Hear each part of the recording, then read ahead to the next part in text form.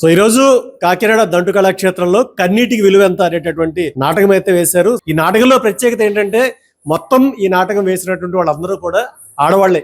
ప్రదర్శన ఆగిపోవద్దు తమ్ముడు, ఇంత మంచి ప్రదర్శన నా కారణంగా 5 లేడీస్ ఆగిపోతారు.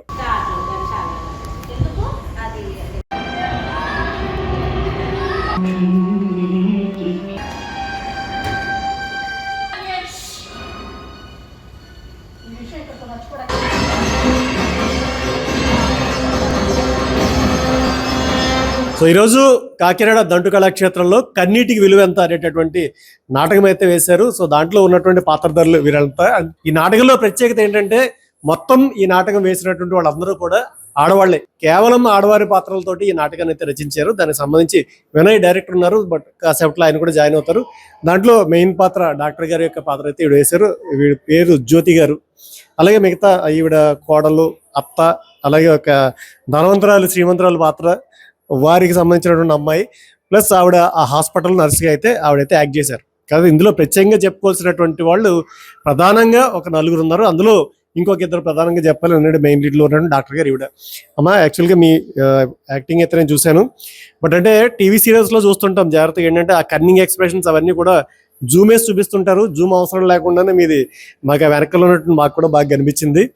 సో అంటే ఈ పాత్ర గురించి కన్నా అసలు మీ నేపథ్యం ఏంటి, మీరు ఎక్కడి నుంచి వచ్చారు? మాది విజయనగరం అండి.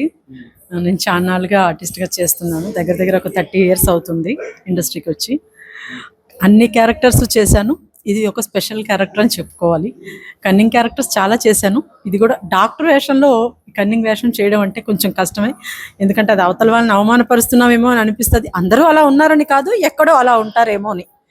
కానీ చాలా అయితే నాకు సంతృప్తినిచ్చింది క్యారెక్టర్. చాలా మంచి క్యారెక్టర్. ఈ క్యారెక్టర్ చాలా మంది చెయ్యొచ్చు, చేయడానికి కూడా చాలా మంది సీనియర్ ఆర్టిస్టులు ఉన్నారు. కానీ ప్రత్యేకంగా నన్నే ఎందుకు ఎంచుకున్నాడో తనకే తెలియాలి, నాకైతే తెలీదు. నాకు ఒక్కొక్కసారి డేట్స్ ఖాళీ లేవు తమ్ముడు. కొన్ని పరిస్థితుల్లో నా వల్ల తన కారణంగా ప్రదర్శనలు ఆగిపోయే ఇది కూడా ఉంది.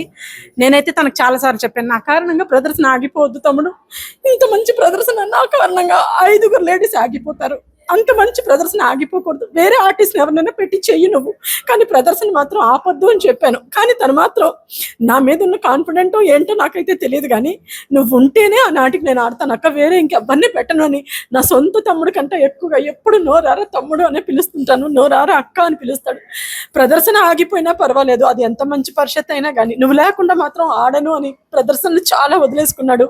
నా కారణంగా చాలా ఇబ్బంది పడ్డాడు, నష్టపోయాడు కూడా. కానీ చాలా చాలా థ్యాంక్స్. వాడికి మాత్రం ఒక అక్కగా నన్ను ఎంత ఆత్మీయతగా చూసుకొని అభిమానిస్తాడో, అలాగే ఈ క్యారెక్టర్కి ఒక ఆర్టిస్ట్గా నన్ను గుర్తుంచుకొని నేనే చెయ్యాలి అని అంత ఇంపార్టెన్స్ ఇచ్చినందుకు చాలా చాలా థ్యాంక్ యూ.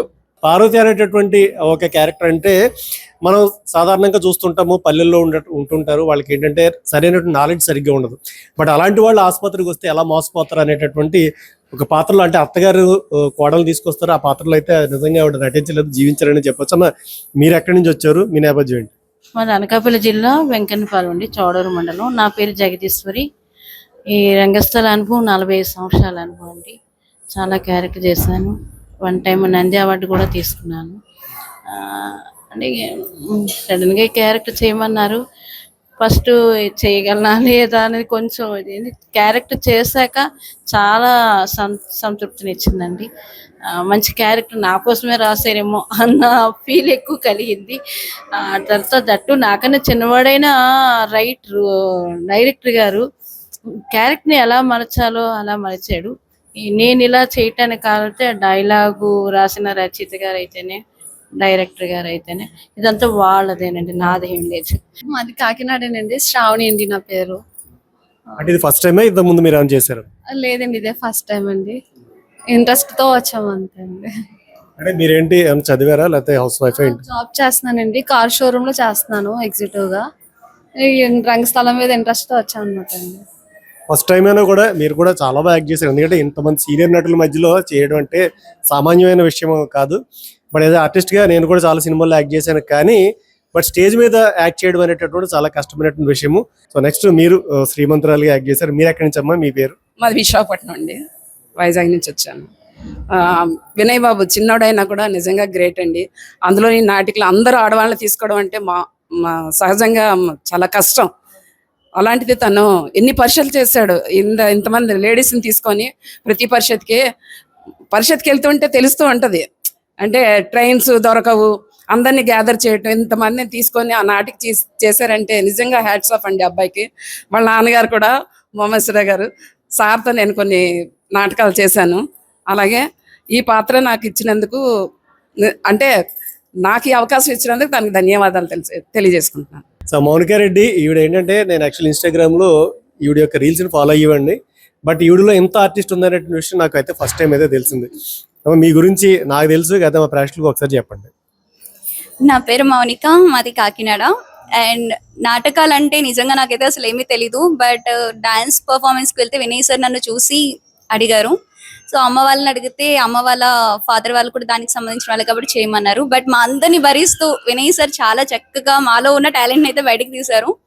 అండ్ ఇంతమంది లేడీస్ని తీసుకెళ్లి మమ్మల్ని అందరినీ కూడా ఒక ఫ్యామిలీ మెంబర్స్ లా చూస్తున్నారు. మెయిన్ దాని వల్ల, ఎందుకంటే ప్రెసెంట్ ఉన్న జనరేషన్ లో ఏంటంటే ఒక అమ్మాయి బయటికి వెళ్ళాలంటే చాలా ఆలోచిస్తుంది.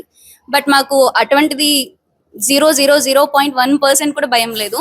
అంటే ఉమా సార్ వాళ్ళు, వినయ్ సార్ వాళ్ళ ఫ్యామిలీ తోటి, అంటే బయటకంటే మా ఫ్యామిలీ తోటి ఎలా వెళ్తామో అంత సేఫ్ గా అయితే ఉంటుంది.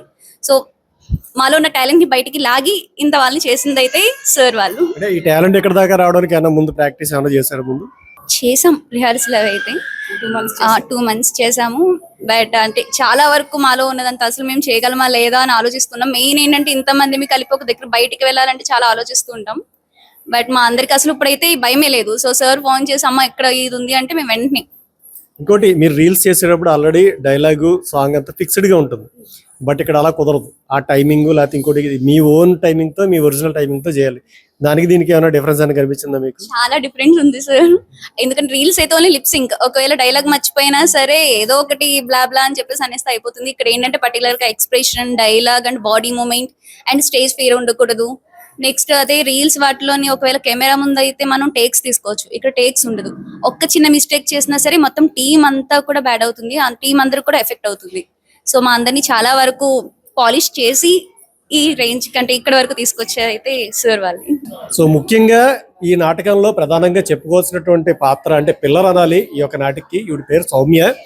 అంటే ఈవిడ చేసినటువంటి యాక్షన్కి సినిమాల్లో కానీ, నాటకాల్లో కానీ, అంటే సినిమాల్లో కానీ, సీరియల్స్లో కానీ ఆ కళ్ళనీళ్ళు రావాలంటే కనుక గ్లిజరిన్ లాంటివి అయితే వాడుతూ ఉంటారట. బట్ ఈవిడ స్టార్టింగ్ నుంచి ఎండింగ్ వరకు స్టేజ్ మీద ఉన్నారు. బట్ కావాల్సి వచ్చినప్పుడల్లా ఏదో ట్యాంక్ కుళాయి తిప్పినట్టుగా వాటర్ అయితే వచ్చేస్తుంది. బట్ కన్సిస్టెన్సీగా అంత యాక్టింగ్ చేయడము, అలాగా అంటే ఏడవడం అనేటటువంటిది కానీ దాన్ని కానీ అంతలా సస్టైన్ చేయడం నాకైతే చాలా ఆశ్చర్యంగా అనిపించింది. అందుకని ప్రత్యేకంగా ఆవిడ గురించి చెప్తున్నామా, మీ పేరేంటి? అదే మీ పేరు అయితే చెప్పాము, మీరు ఎక్కడి నుంచి వచ్చారు అంటే ఇది ఫస్ట్ టైమా? మీరు అసలు మీ నేపథ్యం ఏంటి చెప్పండి. నా పేరు సౌమ్య. నేను ఏపీ మోడల్ స్కూల్ హంసవరం అంటే తుని మండలంలో వర్క్ చేస్తున్నాను. నేను టీచర్ నండి. నాకు కళల పట్ల చాలా అభిమానం ఉంటుంది. మ్యూజిక్, డాన్స్, డ్రామా అన్ని చాలా ఇంట్రెస్ట్ ఉండేది. కానీ ఇంట్లో చిన్నప్పటి నుంచి ప్రోత్సాహం లేదు. నేను కాలేజ్లోకి వచ్చిన తర్వాత బాగా చేసేదాన్ని, అందరూ ఎంకరేజ్ చేసేవాళ్ళు. కానీ జాబ్ వచ్చిన తర్వాత పిల్లలకి నేర్పిస్తూ ఉండేదాన్ని. అది చూసి ఉమాశంకర్ అంకుల్, మా రైటర్ గారు, అంకుల్ మీరు వస్తే మీ గురించి చెప్తాను రండి అంకుల్. ఉమాశంకర్ అంకుల్ నా టాలెంట్ ఒకసారి చూసి, నేను మైల్ పకీర్ వేషం వేసినప్పుడు అంకులే నాకు మేకప్ వేశారు. చాలా అద్భుతమైన మేకప్ వేశారు అంకుల్ నాకు. అప్పుడు నా టాలెంట్ ఉంది అని చెప్పి అంకుల్ గుర్తించి కథ రాసేటప్పుడు నన్ను గుర్తు పెట్టుకొని మళ్ళీ ఇందులోకి నాకు అవకాశం ఇచ్చారు. అయితే నాకు టాలెంట్ ఉందో లేదో అది అంకుల్ వాళ్ళకి ఇంకా అప్పుడు ఫస్ట్ టైమే చూశారు కాబట్టి ఇంకా తెలియదు. కానీ బాగా షైన్ చేసి ఈ పాత్ర నాకే సూట్ అవుతుంది అని ఖచ్చితంగా నమ్మి నాకే ఇచ్చినందుకు నేను చాలా సంతోషపడుతున్నాను అంకుల్. మొదటి నాటికకి ఇంత పేరు రావటం చాలా కష్టం అని చెప్తుంటారు. ఎక్కడికి వెళ్ళినా చాలా ప్రశంసలు అందుకుంటున్నాను అని అంటే కేవలం అంకులే నాకు కారణం. అంకుల్ మీరు స్టేజ్ మీద ఉన్నప్పుడు మీ యాక్సెంట్ అది నాకు డౌట్ రాలేదు. కానీ ఇప్పుడు మీరు మాట్లాడుతుంటే వచ్చిన డౌట్, మీరు తెలుగువారేనా? మీరు? నా చిత్తూరు జిల్లా మదనపల్లి మాది. అయితే 20 సంవత్సరాల క్రిందట ఇక్కడ వచ్చేసాను, ఇక్కడే సెటిల్ అయిపోయాను. మాట ఇంకా మారలేదు. పుష్ప మాటే, చిత్తూరు మాటే మాది. ఇంకా మీరు అసలు తగ్గేదే లే అయితే మీరు యాక్టింగ్ లో. చెప్పండి, యాక్చువల్ గా మీ నాన్నగారు రాశారు, సో మీరైతే దర్శకత్వం వహించారు, ఫస్ట్ టైం అంటున్నారు. మీ ఎక్స్పీరియన్స్ ఎలాగుండింది? తర్వాత జ్యోతి గారిని ముఖ్యంగా తీసుకోవడానికి కారణం పాత్ర చేయడం, పాత్ర యొక్క స్వభావం ప్రవర్తించడం కావాలి. అటువంటి ప్రవర్తన ఏ పాత్రనైనా ఒక అద్భుతమైన శిల్పంతో నటించగలిగిన ఏకైక వ్యక్తి నా దృష్టిలో ఎస్ జ్యోతిరాణి గారు. అందుకే మా అక్కను ఈ నాటికలో తితిక్ష అనే నాటికలో కూడా తీసుకోవడం జరిగింది. ముఖ్యంగా ఈ నాటిక విజయవంతంగా అందరి ముందుకు తీసుకువెళ్ళడానికి కారణం మా యొక్క ఆర్టిస్టులు అందరూ కంప్లీట్గా జగదీశ్వరి గారు కానివ్వండి, హేమ గారు కానివ్వండి, రాణి గారు కానివ్వండి, అమృతవర్షిణి గారు కానివ్వండి, తర్వాత సౌమ్య గారు కానివ్వండి, మౌనికారెడ్డి కానివ్వండి, తర్వాత కంప్లీట్గా ప్రతి ఆర్టిస్టు సీతాలు చేసిన, ఒకవేళ ఎవరైనా మర్చిపోయి ఉంటే నన్ను క్షమించండి. ఖచ్చితంగా ప్రతి ఆర్టిస్టు కూడా, శ్రావణి గారు ఇలా చాలామంది చేశారు, మౌనిక దేవిశ్రీ అని చాలామంది చేశారు. అయినా సరే వీళ్ళందరూ కూడా కంప్లీట్గా నా వెనక ఉండి నన్ను ముందుకు నడిపించిన స్త్రీశక్తి అవతార రూపం కాబట్టి క్లైమాక్స్లో నేను అవతార రూపాన్ని తీసుకొచ్చాను. ముఖ్యంగా నాటకానికి ముఖ్యంగా సినిమా వరవడి తీసుకురావాలి, ప్రేక్షకులను ముందుకు తీసుకురావాలని ఉద్దేశంతో తీసుకెళ్ళాను. ముఖ్యంగా సాంకేతిక వర్గం కె నాగు గారు, ఎంఎస్ గారు ఫస్ట్ నుంచి ఈ రోజు వరకు నా వెంటే ఉంటూ నడుస్తూ నాకు అండగా నిలబడి ఉన్నారు. అలాగే లీలామోహన్ గారు, రాజశేఖరు, తేజ వంటి ఎంతోమంది సంగీత దర్శకులు నన్ను ప్రోత్సహిస్తూ ముందుకు నడిపిస్తున్నారు. నాకు సహకరించిన ప్రతి ఒక్కరికి, కళా కుటుంబానికి, రంగస్థల కుటుంబానికి, పాత్రికేయ మిత్రులకు అందరికీ శిరస్సు వంచి పాదాభివందనం.